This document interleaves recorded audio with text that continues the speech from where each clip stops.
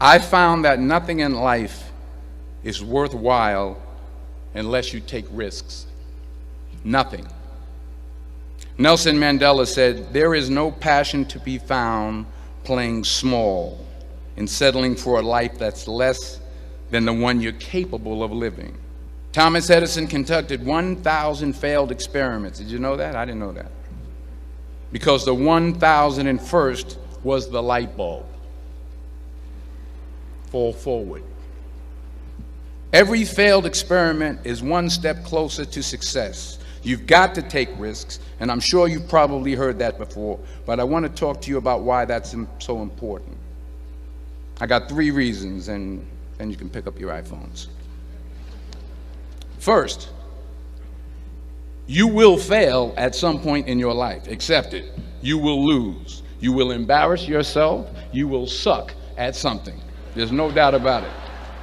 And I know that's probably not a traditional message for a graduation ceremony, but hey, I'm telling you, embrace it, because it's inevitable. And I should know. In the acting business, you fail all the time. Early on in my career, I auditioned for a part in a Broadway musical. Perfect role for me, I thought, except for the fact that I can't sing. So I'm in the wings, I'm about to go on stage, but the guy in front of me, he's singing like Pavarotti. He's just, and he's just going on and on and on, and I'm just shrinking. I'm getting smaller and smaller. So they say, "Oh, thank you very much, and you'll be hearing from us." So I come out with my little sheet music, and it was Just My Imagination by the Temptations. That's what I came up with. So I hand it to the accompanist, and she looks at it and looks at me and looks out at the director and was like, "Ah." So I start, I'm going to sing. I'm like, "It's just my imagination once again, and they're coming away with me." And I'm not saying anything, so I'm thinking I'm getting better. So I just start getting into it. It was just my imagination. Running. They say, "Oh, yeah, thank you very much, Mr. Washington. Thank you." So I assumed I didn't get the job.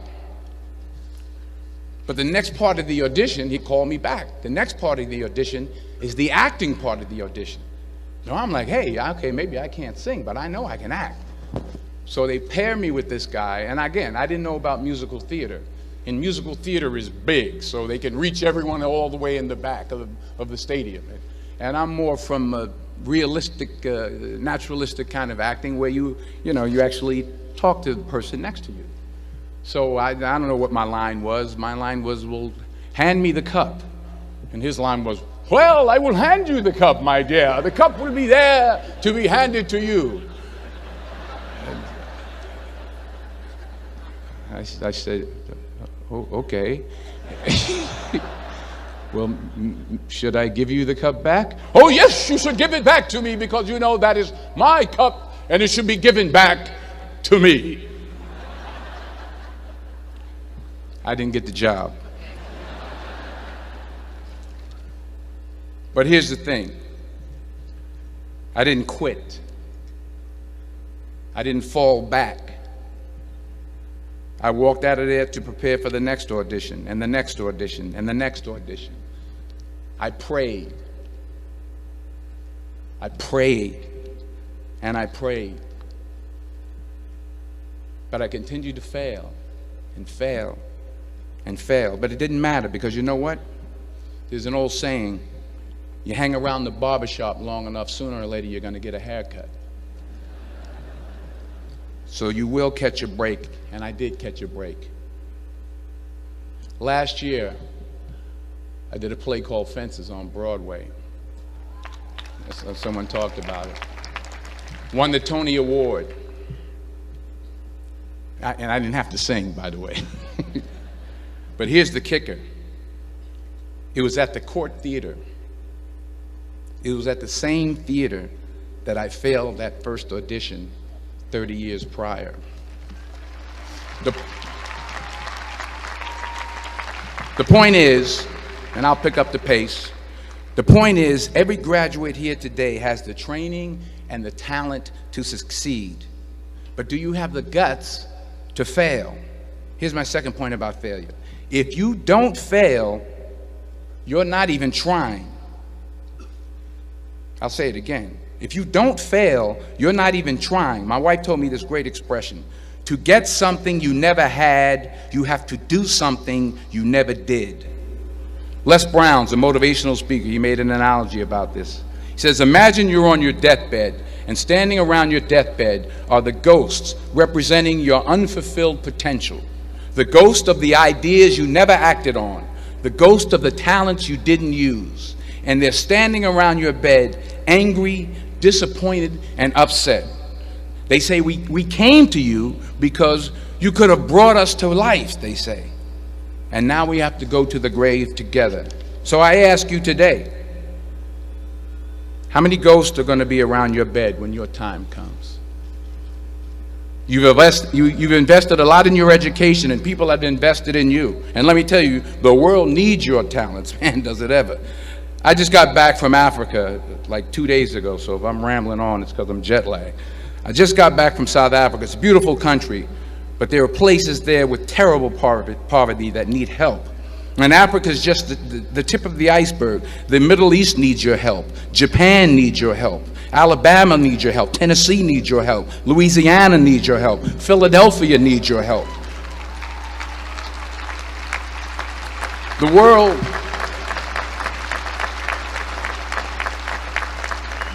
world needs a lot, and we need it from you. We really do. We need it from you young people. I mean, I'm not speaking for the rest of us up here, but I know I'm getting a little grayer. We need it from you, the young people, because remember this. So you got to get out there. You got to give it everything you got, whether it's your time, your talent, your prayers, or your treasures. Because remember this. You will never see a U-Haul behind a hearse.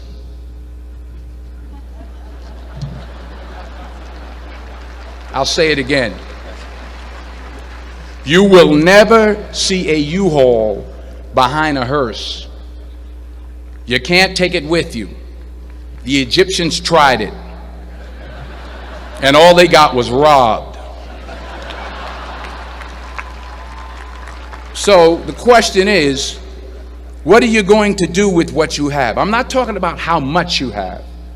Some of you are business majors. Some of you are theologians, nurses, sociologists. Some of you have money. Some of you have patience. Some of you have kindness. Some of you have love. Some of you have the gift of long suffering. Whatever it is, whatever your gift is, what are you going to do with what you have? All right, now here's my last point about failure.